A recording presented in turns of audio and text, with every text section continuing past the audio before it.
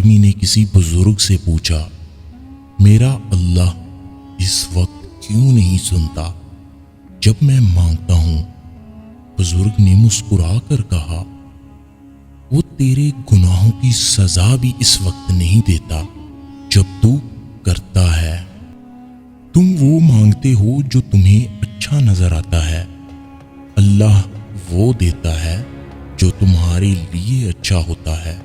آزمائش میں اللہ اذیت دینے کے لیے نہیں ڈالتا بلکہ کچھ سکھانے کے لیے ڈالتا ہے۔ جتنی جلدی سیکھ جاؤ گے اتنی جلدی وہ دور ہو جائیں گی۔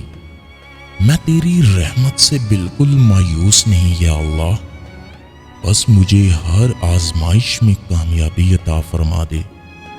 دعاؤں کا رنگ نہیں ہوتا، مگر جب یہ رنگ لاتی ہیں تو زندگی میں رنگ بھر جاتے ہیں۔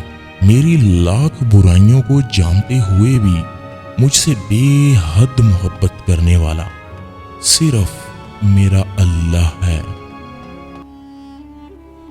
درخت سے گرنے والا کوئی پتا نہیں جس کا اس کو علم نہ ہو، تو پھر وہ آنسو جو تیری آنکھ سے ٹپکا، وہ درد جس نے تیرے دل کو بے قرار کیا، اس 70 ماؤں سے زیادہ پیار کرنے والے کو اس کی خبر نہیں۔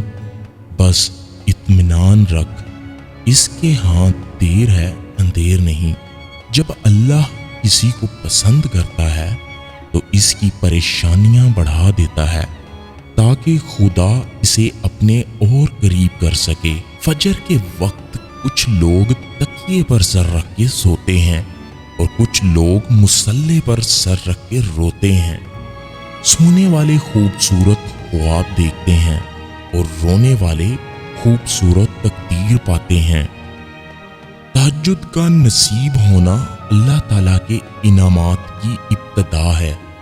تہجد کی توفیق صرف مالک کے محبوب بندوں کو نصیب ہوتی ہے۔